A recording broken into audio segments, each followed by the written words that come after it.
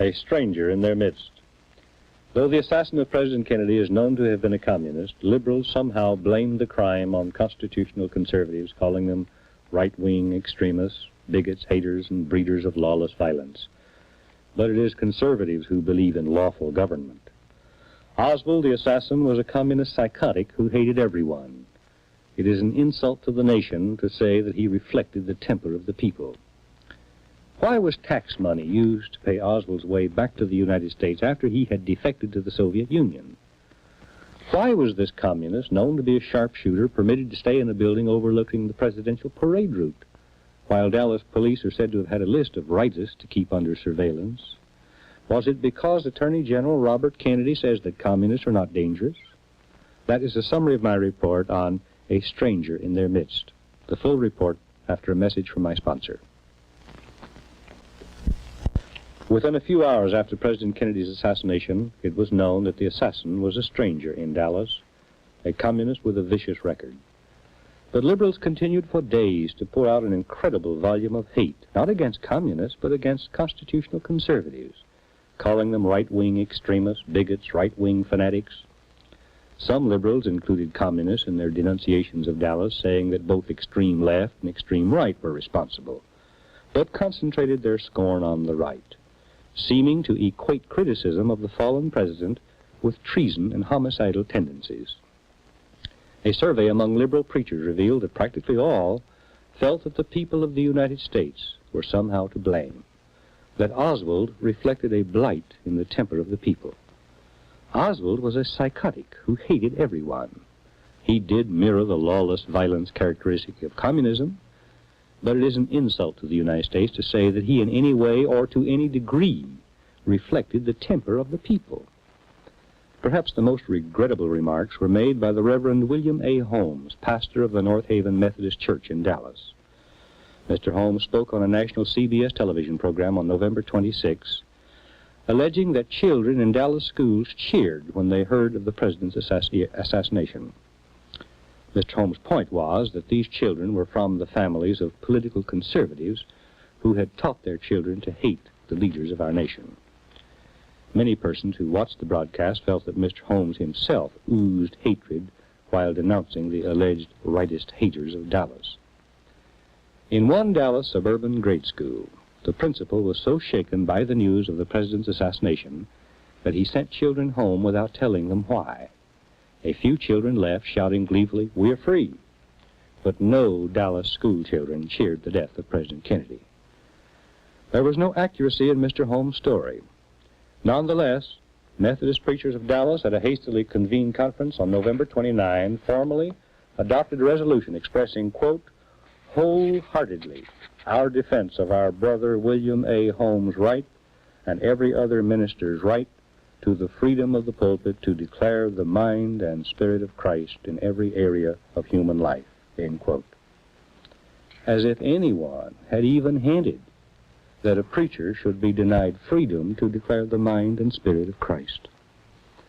Now, Mr. Holmes might have expressed sorrow over the fact that public school officials could not, in the hour of national shock and sorrow, call children together for prayer, because the Supreme Court has outlawed such prayer in our public schools. Mr. Holmes did not do that. He and many others like him chose rather to deliver tirades about political conservatives. Well, who are the constitutional conservatives, the so-called rightists, whom liberals hate so deeply? They are Americans who revere the founding fathers of this nation and who want to re-establish the constitutional system that the founding fathers created. The American revolt against England, which the founding fathers reluctantly accepted but led to a successful conclusion, was unlike any other so-called revolution in history. The French Revolution of the 18th century was conceived in hate and executed in violence. Its purpose was the same as that of the Bolshevik Revolution in 20th century Russia, to overturn and destroy the existing order of things and to murder the existing leaders of society. The American Revolution was not tinged with such purpose. The founding fathers, in rebelling against England, were resisting political tyranny in order to preserve and improve the existing order. They feared concentrations of political power, and they feared anarchy.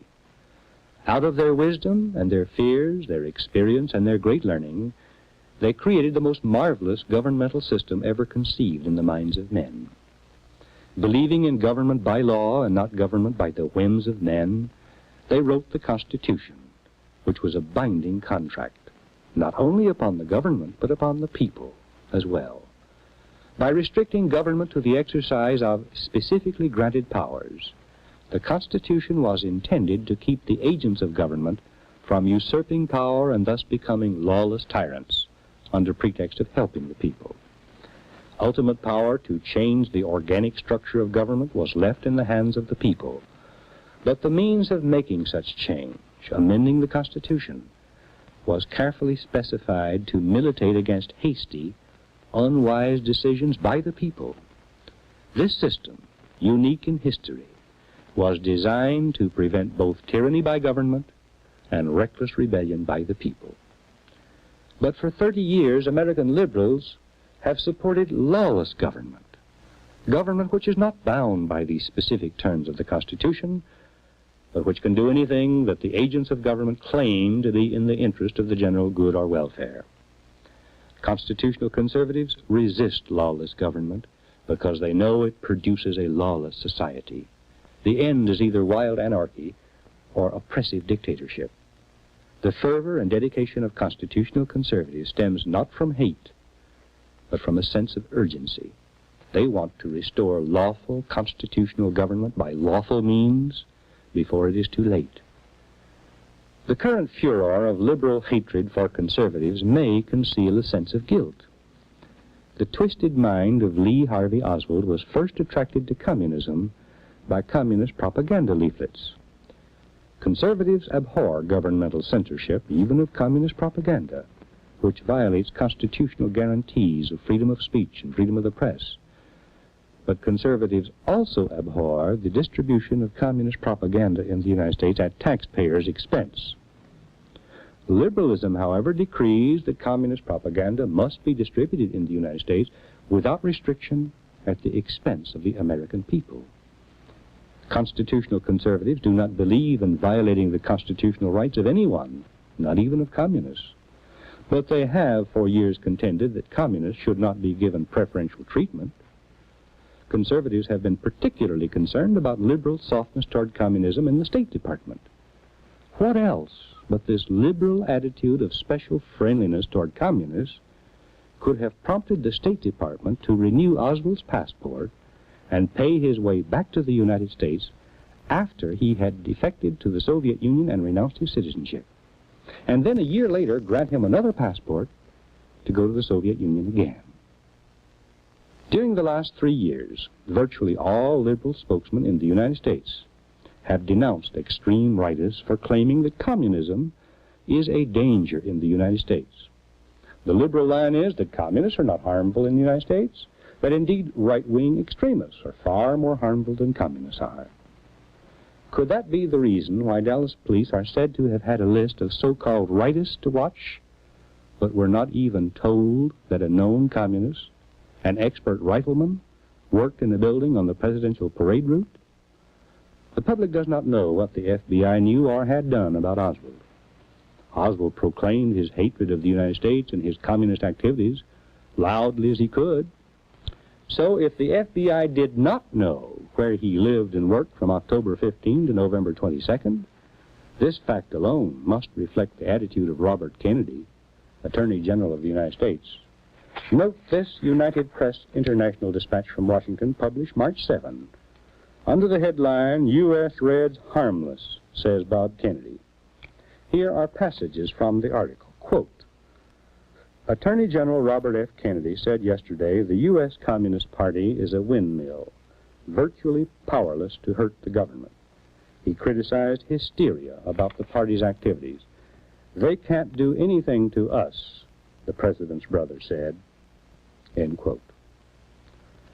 All FBI reports go to the Attorney General, who is above the FBI director in the chain of command.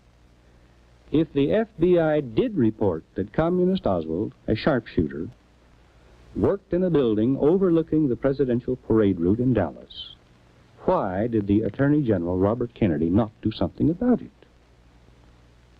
Because only the righteous are dangerous? One sentence in a letter from a subscriber to my published report sums up a lot.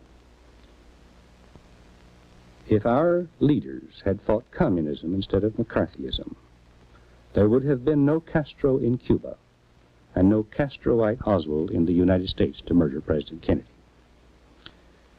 On November 26, President Johnson ordered the FBI to take charge of all evidence and to make a thorough investigation of the assassination and of the subsequent murder of the assassin. He promised that the FBI reports would be made public immediately. On the same day, November 26, The Worker, Communist Party newspaper, in a long editorial praising the policies of the late president and placing blame for his death on the ultra-right, recommended that President Johnson appoint a special commission under Chief Justice Earl Warren to conduct the investigation. 3 days later, November 29, President Johnson appointed such a commission headed by Chief Justice Earl Warren. Now it has been revealed that FBI reports will not be made public as originally promised. They will be turned over to Warren's commission, which will evaluate them and make a report to the public. Will the truth ever be known? At this moment, it seems unlikely that the public will ever really know what happened. Goodbye. God bless you. For the documented text of this broadcast, send 25 cents to Dan Smoot, Dallas 14, Texas, and ask for 434, A Stranger in Their Midst. 6 copies, $1.